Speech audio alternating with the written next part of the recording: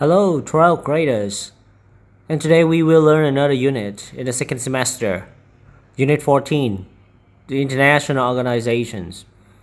But first, let's have a look at some of the vocabulary that we are going to cover in this unit. Okay, let's get started with the first vocabulary, humanitarian. Humanitarian is an adjective which is connected with the helping people who are suffering and improving the conditions that they are living in. For example, the UNICEF is among the most active humanitarian organizations in the world. So the UNICEF is dedicated to helping people when they are in difficulties. Another example, the United Nations is sending humanitarian aid, which means food and supplies to help people to the areas worst affected by the conflict. It means that the United Nations is sending help, assistance, food, supplies, waters, medicines to help people in those areas. And the next word that I would like to talk to you about today is the word dedicates. Dedicate is a verb which means to give all your energy, time, or so on to do something. For example, he has dedicated his life to scientific research. It means he spent most of his lifetime doing research. Or when you say he has given all of his energy, he put in his heart and mind into the scientific research. In times of war, the Red Cross is dedicated to reducing the sufferings of wounded soldiers, civilians, and prisoners of war.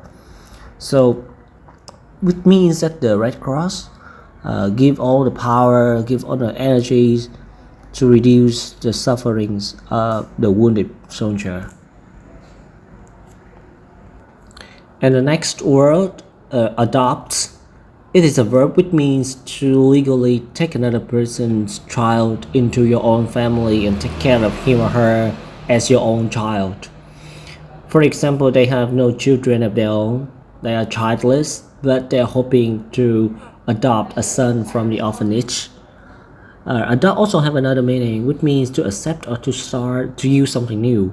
For example, I think it is time to adopt a new different strategies in my dealings with him. It means I think this is time for me to try to use another strategies to deal with him. Another example is that the new tax would force companies to adopt energy saving measures.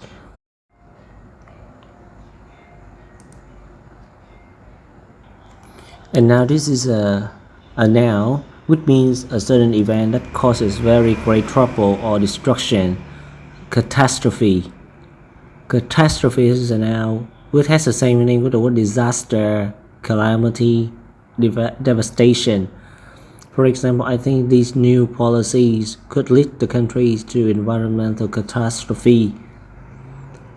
It means the new policies from the government can cause environmental difficulties to the people in the country.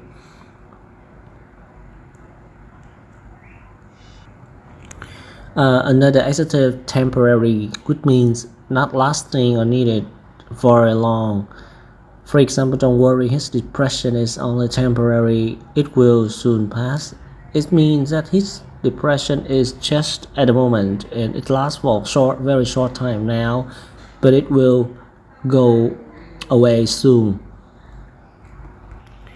And here are the question that my students usually ask me when I teach them the two adjectives, sociable and social, are the difference between social and sociable.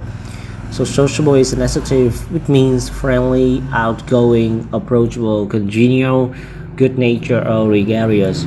This is an adjective for personality, for characters of a person.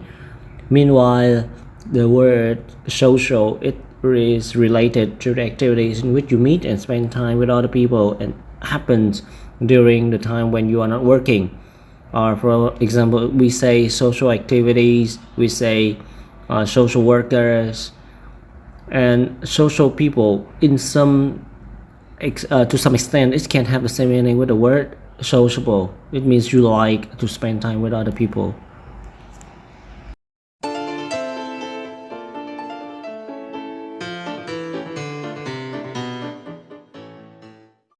Unit 14, International Organizations. Part A, Reading, page 152. The Red Cross is an international humanitarian agency. In times of war, it is dedicated to reducing the sufferings of wounded soldiers, civilians, and prisoners of war. In time of peace, it gives medical aid and other help to victims of major disasters such as floods, earthquakes, epidemics, and famines. The initiative for founding the Red Cross came from a Swiss man called Jean-Henri Dunant. Appalled by the almost complete lack of care for wounded soldiers, he appealed to the leaders of nations to found societies devoted to the aid of the wounded in wartime.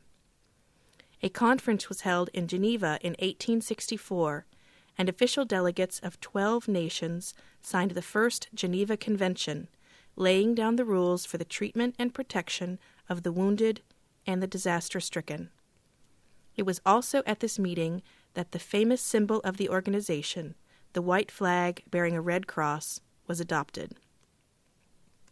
It was Henry Davison, president of the American Red Cross War Committee, who proposed forming a federation of these national societies. An international medical conference initiated by Davison resulted in the birth of the League of Red Cross Societies in 1991. In November 1991, it became the International Federation of Red Cross. The Federation's mission is to improve the lives of vulnerable people who are victims of natural disasters, poverty, and health emergencies. The International Red Cross has its headquarters in Geneva, Switzerland. Today, the total number of national Red Cross societies from all over the world has mounted to 186. So help and support are able to be rapidly sent to wherever there are victims of catastrophe, for example, to the victims of Asian tsunami in 2004. Red Cross and Red Crescent national societies in the countries hit by the tsunami reacted without hesitation to help those struggling to survive, despite the fact that many staff and volunteers had lost families, friends, colleagues, and livelihoods. For example, the Indonesian Red Cross headquarters in Banda Aceh was washed away, but a temporary office was in place within hours, and the injured were being helped.